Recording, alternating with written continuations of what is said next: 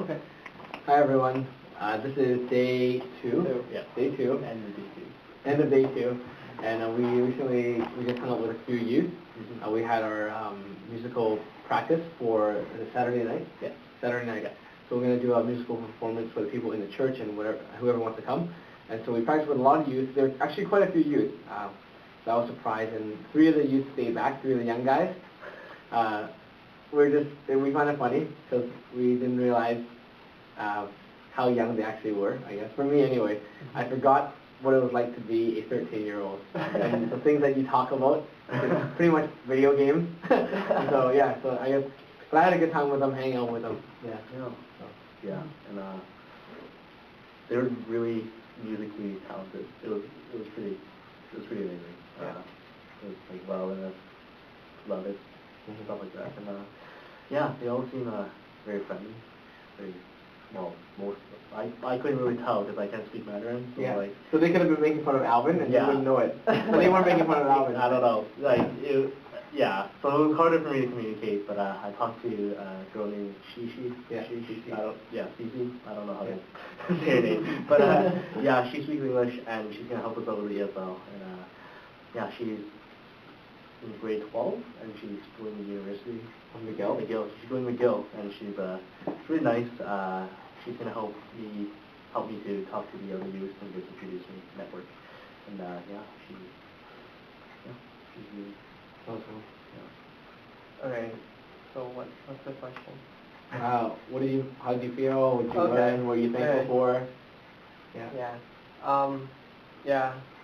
There's a lot of, I guess, younger kids where there's like no university, or I guess one of the older, more like real closer to our age, to help them on a regular basis. Because it's like teaching, right?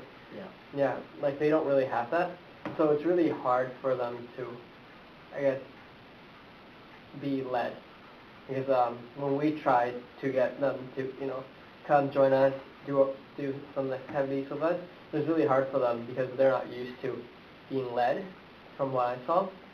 So they were told though. When they're told, they do things. Yeah, but they don't really want to. Yeah, right. That's the thing. It was pretty funny what happened today. Well, you can explain what happened. It's kind of funny. Okay. Oh well, James wanted to play guitar with them because they were all musically talented, but like the 3 of them. The 3 boys who stayed. But I guess they took it as in they had to. So they were, I guess, very scared when they asked James, "Oh, can we take a break?" Thinking James would be like, "No, we're gonna keep playing." Intense guitar session. Yeah, intense guitar session. It was pretty funny. Yeah. That was really funny. Yeah. But we fed them ice cream, and then they were happy. Yeah. And then they were playing video games again. Yes. Yes. Yeah, I talked to Cici about that, and she said that not a lot of the high school kids or university, they don't come to a lot of, like, she said they're not likely to come to the Why is that? workshop. Did she say?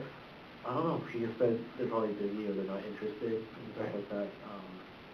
And then I asked her some of the people's names, and she seemed like she wasn't very close with a lot of them, so I'm guessing there's the older ones, you mean? Yeah, I guess there's like so there are older ones? Yeah. And like even I asked her who some of the people were, and she didn't really know them that well, I think. And she's been with me for 2 years, I think. See, it's funny because I guess this church, how many people are there? 60 maybe? 60? Yeah. So I guess it's just like on the English side. Yeah, it's kind of like our English side. But then at first I thought, wow, like see, after 2 years they have a lot of people already. But then I think we often take for granted kind of what God has given us at our church, which is the community. That's one for sure. Right. Yeah. How people like newcomers can get connected, right? I mean, we've seen that over the past half a year, which we're thankful for. Young people knowing who to look to for a godly example, like for the girls, maybe someone like Victoria, things like that, right? Like that we have that, and that's God's blessing. And so I think that's one of the things that you can pray for us. Yeah. That somehow we can pray and ask God for wisdom. We don't have a lot of time. We're coming home on Wednesday. And so maybe you can pray that God would help us identify leaders whom we can train. I think that's probably the best. Because if we just did it and we left, and they would follow us for a bit, and then Yeah. we lose that connection because we'd be back in Vancouver. Yeah. So helping us identify or even raise up leaders who might even be a little bit interested, and then help us to just cast a vision, encourage them in the Word, and hopefully God will use them when we read. So that's probably definitely one of the things to pray about. What else? Nothing. Just the relationships that we started today. I think even like the accounting practice. Whose father was that? It was Barry? I think that was Barry's dad. Right, yeah. Yeah, that was cool. You can tell them briefly. Right, so we were waiting with the three boys, so we were hanging out with Michael, Mark, and Barry. Yeah, and we was waiting with them outside in the parking lot during the Frisbee, and waiting for their dad to come pick them up. And then their dad showed up, and we just kind of introduced ourselves. We said, we told him who we were, what we were doing, and then he deliberately got out of the car and then he came out to talk with us, and then he was telling us, well, I didn't know what he was saying, because he only spoke Mandarin, but from what I could hear, he was very friendly, he was very, he was interested in us. And he even... he invited us to go climbing, or dating for climbs, I don't know what you call it, yeah. And and he invited us to go with him, he said he'd take us out, and yeah, he was just very friendly, very open, very, I don't know, yeah. That's really good. Comedy. Yeah, so praying for... so you just pray for, these kind of existing relationships, like, that we don't let it go, just like, kind of, okay, there was some nice guy we talked to in the parking lot, and then, okay, so we can follow up, hopefully, by God's grace, if there's a door that God's opening for us, maybe, I don't know, speak with them, have fellowship, speak the gospel, yeah, stuff like that, so, pray for his opportunities like that, and pray for us being able to, take that chance. Well, let's share what God has taught us so far. Okay. Yeah. So I guess I'll start.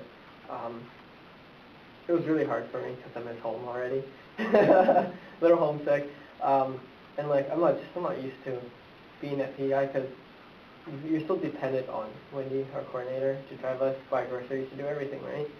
Like back in Surrey, we wanted to do something, we just go. Like we didn't need someone else's permission, or we had to go through someone else, in a sense. And I guess we take that for granted sometimes, that I guess that freedom and that right, in a sense, isn't that what Jesus did for us? That he was in heaven in his throne, but he came down from heaven to basically live the life that we needed to live for us. And like I guess I kind of can relate to that like how he gave, I'm not giving up my right to the degree he is, of course, but like just how much he had to sacrifice for us to be saved, and just how much he loved us really touched me. And like, yeah, it's just